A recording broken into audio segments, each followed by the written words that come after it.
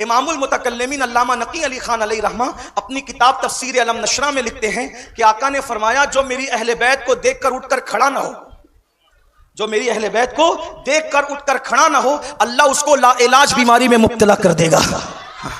हकीमों के दरवाजों के चक्कर लगाते रहो, डॉक्टरों के यहां जाकर धक्के खाते रहो। हुजूर फरमा रहे हैं, जो मेरी अहले बैत को देखकर खड़ा ना हो, अल्लाह उसको लाइलाज भी। लोग तो ऐसे लाइलाज बीमारी में मुब्तला हुए तास्बियत की वजह से कि अब तो अल्लाह के यहां भी खड़े रहने की ताकत खत्म हो गई कुछ लोगों में। ये हालात है लोगों के, इसलिए कि जब तक लोग खड़े रहते थे अहले बैत के लिए, मस्जिद में कुर्सियां कितनी नजर आती थी, तवज्जो कर लें जरा।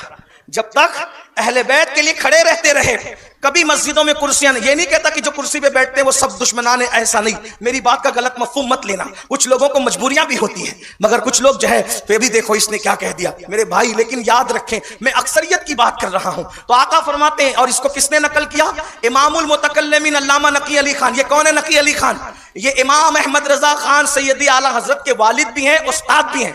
और आला हजरत ने अपनी जिंदगी में जिनको आला हजरत कहा है वो है अल्लामा नकी अली खान रहमतुल्लाह। हाँ, ये कोई मामूली हस्ती नहीं है। उर्दू अदब का ऐसा बड़ा अदीब है, जब उर्दू दिल्ली और लखनऊ में दूध पीकर झूले में झूला झूल रही थी, तब इमामुल मुतकल्लिमीन की तसानीफ उठा करके देखें, जो अदबी शहपारे उन्होंने सुरूरुल कुलूब और तफसीर अलम नशरा के अंदर बिखेरे हैं। तो मैं इस नतीजे पे पहुंचा राशिद भाई, जब मैंने इमामुल मुतकल्लिमीन को पढ़ा तो मैं इस नतीजे पे पहुंचा कि वो तो आला हजरत के भी बाप है।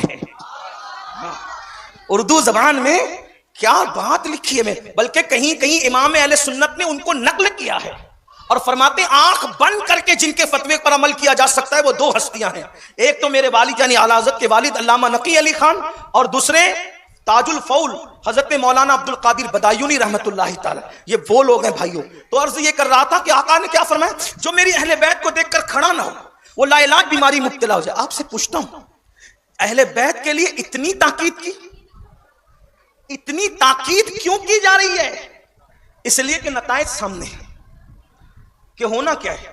अभी जाने को दुनिया से 50 साल भी नहीं गुजरेंगे, होगा क्या, इसलिए बता रहे हैं। इनके लिए खड़े हो।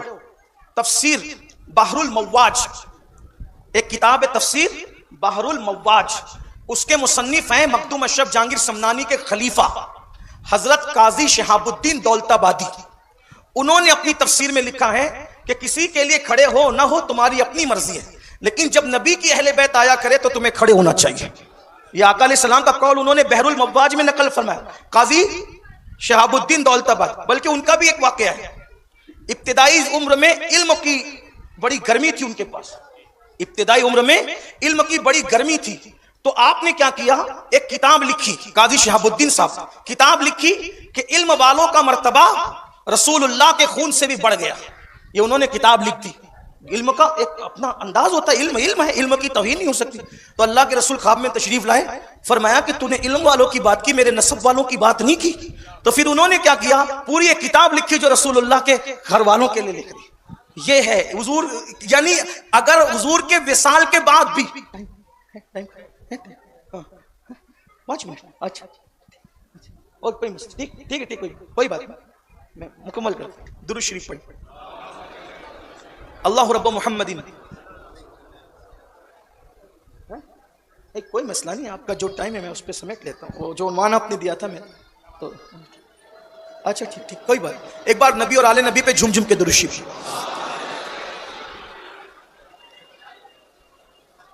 अल्लाह रब्ब मुहम्मदिन सल्लल्लाहु अलैहि वसल्लम नहनु इबादु मुहम्मदिन सल्लल्लाहु अलैहि वसल्लम सलातन व सलामन अलैका या रसूल अल्लाह सल्लल्लाहु तआला अलैहि वसल्लम सलातन व सलामन अलैका या जद्दल हसन वल हुसैन वाला अलीका व अस्हाबिका या जद्दल गौसस सकलैन। तो हुजूर इतने हसास हैं इस मामले में कि हुजूर अलैहिस्सलाम के खून पर जो है वो ये बात कही गई तो आपने ख्वाब में, और चूंकि वो थे बड़े बुजुर्ग, मखदूम अशरफ साहब के खलीफा थे, मखदूम सिमना अली रहमा के खलीफा थे, तो उन्होंने मैं मेरी आल की बात नहीं की तूने। तो फिर उन्होंने पूरी किताब लिखी है। वो किताब गुजरात से जब वो खंबात से शायद भी उर्दू जबान में आ गई है। आप उसको देखना चाहें तो बड़ी लज्जत है उसके अंदर, आप उसको पढ़ सकते हैं। तो ये हुजूर अलैहिस्सलाम की निगाह में ये मंजर था कि मेरी अहले बैत को सताया जाए, बहुत तकलीफें पहुंचाई, बड़ी अजियतें पहुंचाई जाएगी, इसीलिए बहुत ताकीद फरमाई, बड़ी फजीलत बयान फरमाई। और आका करीम सल्लल्लाहु अलैहि वसल्लम ने फरमाया कि जो मेरी अहलुल बैत की हक तलफी करेगा, जो मेरी अहले बैत का हक नहीं जानेगा, क़यामत के दिन इस हालत में आएगा कि उसकी पेशानी पे लिखा होगा कि ये अल्लाह की रहमत से महरूम है।